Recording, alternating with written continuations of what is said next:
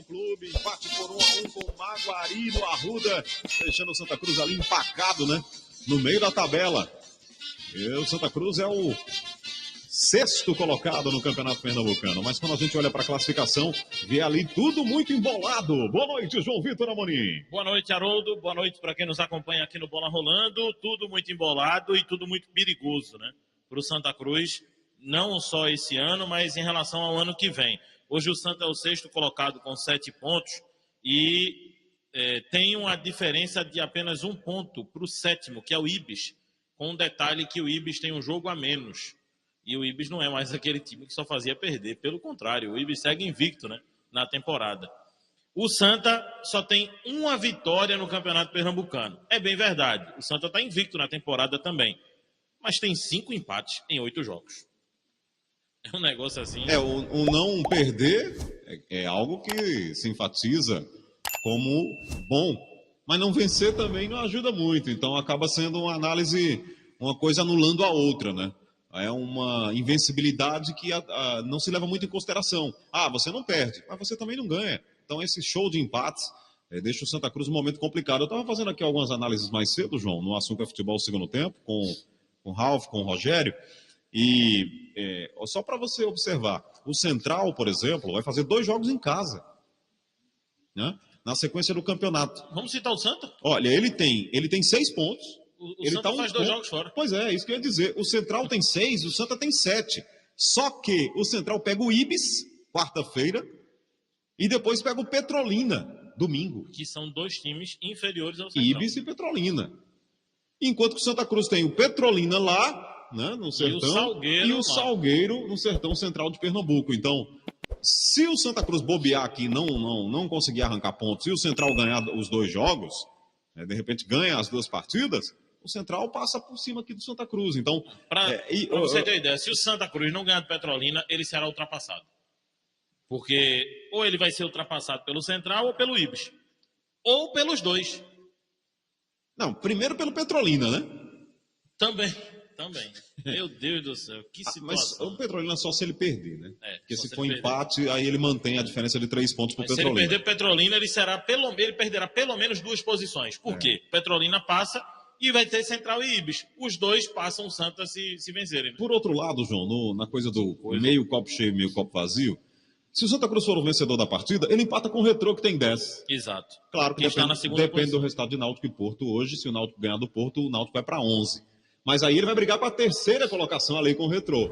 Então vejam como ficou embolado aqui esse meio. É porque, João, olhando para a tabela, você vai ver o seguinte: Afogados, Porto, Santa Cruz, Ibis, Maguari, Salgueiro, Central e Petrolina, todos com 1 vitória apenas. Então ficou muito embolado, né? Eles ganharam um jogo só, e quem tem um empatezinho a mais vai conseguindo aqui reagir, vai conseguindo escapar. Então, eu concordo com você. Essa posição do Santa Cruz na tabela do estadual não condiz muito com a história do Santa Cruz. Essa coisa de ter feito 5 partidas e ter ganho só 1 é pobre. Muito pobre. Se o Santa, nesses 5 empates, tivesse perdido 3 jogos e vencido 2, ele estava com 6 pontos. Já seria melhor do que os 5 empates, né?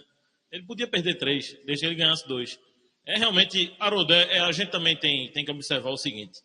É duro o torcedor do Santa Cruz ouvir isso. Mas ontem, olhando o jogo do Santa com o Maguari, eu te pergunto qual era a diferença dos 2 laterais do Santa para os 2 laterais do Maguari. Era basicamente o mesmo nível. Sendo que o Maguari tinha um lateral direito bem melhor do que o do Santa. Então, hoje o Santa está se nivelando em qualidade técnica com equipes que sempre foram inferiores a ele. Mas isso é uma coisa natural para o momento por conta da situação que o Santa chegou. Não tem dinheiro, está na 4ª divisão, não tem investidor. Agora, o torcedor não vai achar nunca normal isso por conta da história do clube. Mas o Santa, o elenco do Santa está igual ao de muitas equipes do interior do estado, equipes inferiores. Agora, João, aí já começam a contestar aí o que o Ranieri está fazendo. Não é muito cedo para fazer isso, não? E acho que o Ranieri tem seus erros, tem algumas decisões erradas, mas o erro do Ranieri é muito menor do que se cobra agora. Eu acho que ainda Ranieri conseguiu levar o Santa Cruz para a Copa do Nordeste, ou seja, ele botou dinheiro no clube com um elenco fraco, ele botou dinheiro no clube com um elenco realmente limitado, mas tem hora que o elenco chega no limite, Haroldo. Por mais que ele queira, por mais que ele se esforce, bateu no teto. E o que é que faz quando bate no teto? Tem que contratar, tem que buscar gente melhor. O Santa bateu no teto, não ia sair mais nada com o Daxon. Não ia sair mais nada com o Matheus Inácio. Então, o que é que se faz? Vai atrás de reforços. O Santa está trazendo o Maranhão, jogador de 32 anos, que estava na Chapecoense. Eu confesso que me surpreendi com a contratação, porque acho que o jogador está acima do nível da divisão que o Santa Cruz vai disputar. Então, achei uma boa contratação do Santa. Esse é o tipo de jogador que a gente diz, vai reforçar.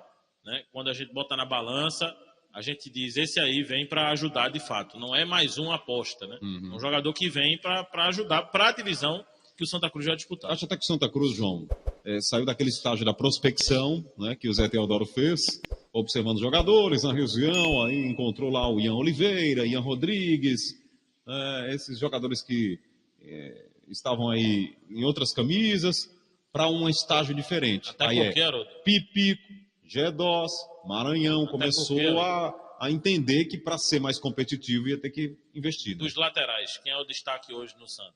Feijão. Feijão. Dos goleiros, quem foi o destaque? Gease. Dos zagueiros, quem teve mais jogos? Ítalo Melo.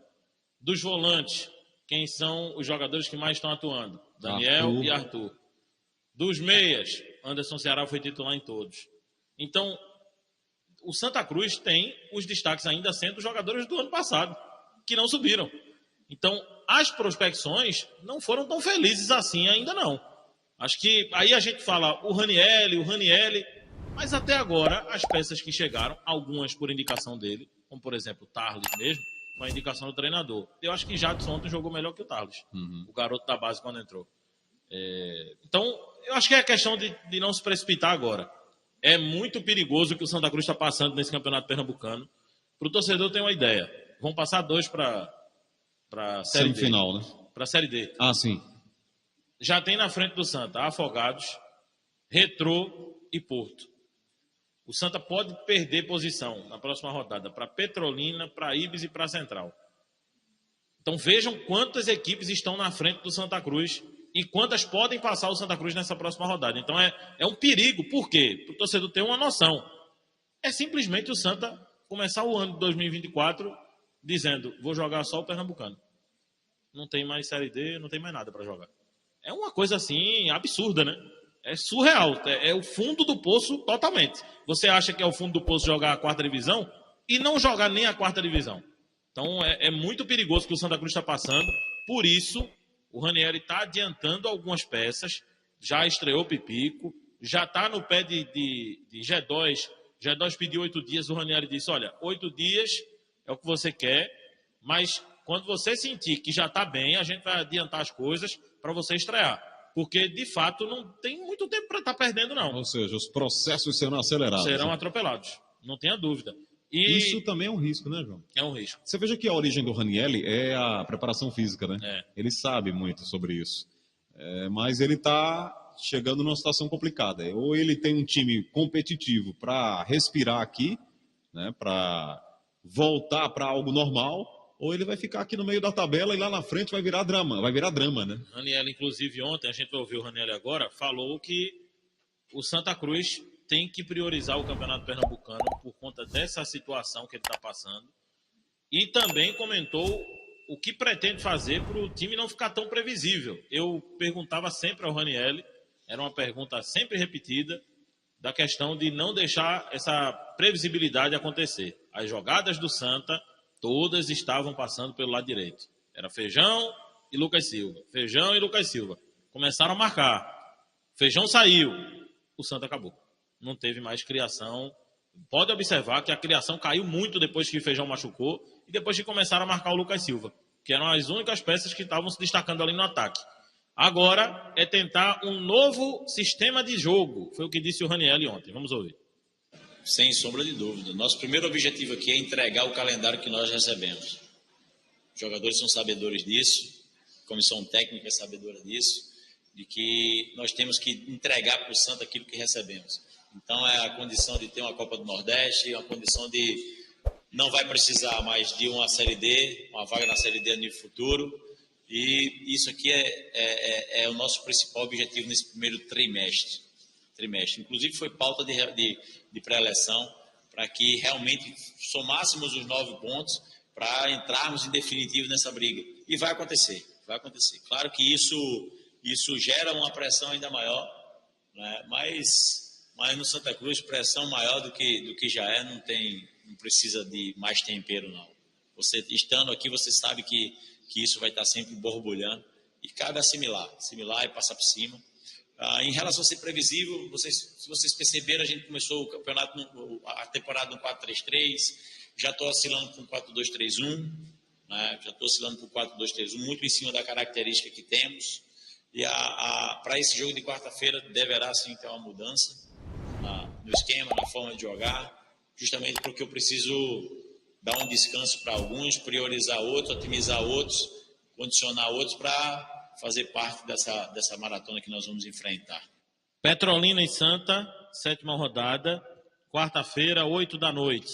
Salgueiro e Santa, sábado, 4h30 da tarde, são os próximos jogos do Tricolor. O Santa, até por uma questão de logística, precisava de muita gente no voo, teve dificuldades para voo e foi todo mundo de ônibus. Claro que pegaram ônibus de maior qualidade, né? São quantas? 12 horas, Haroldo? 12 não, menos, é mais, né? 12 horas, né? Petrolina? Petrolina. É por aí. 12 horas. De ônibus, sim. De ônibus, né? E o Santa pegou essa viagem. Há 1 hora o Santa já tinha passado de Arco Verde. Então já deve estar chegando lá em Petrolina. Está próximo ali de Petrolina. Próximo de Petrolina não, mas perto de Salgueiro tá. Né? Petrolina é o quê? Tem chão, viu, João?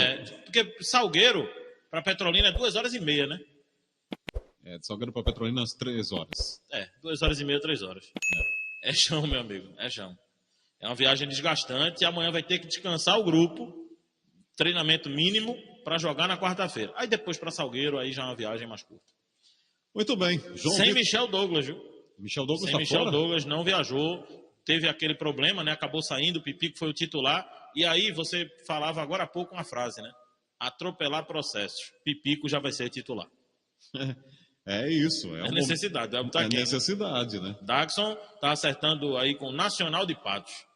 E só sobrou o Pipico mesmo. Ou o Gabriel, né? Que é o menino da base.